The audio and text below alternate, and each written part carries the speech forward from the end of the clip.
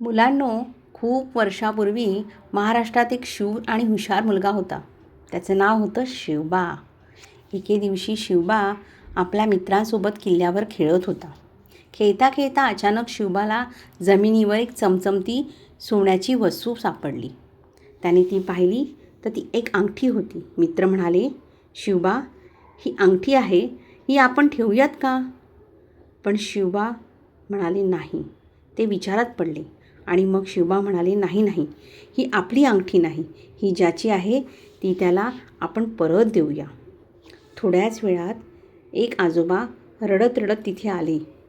ती अंगठी त्यांचीच होती. शिवबाने ती आनंदाने त्याला परत केली.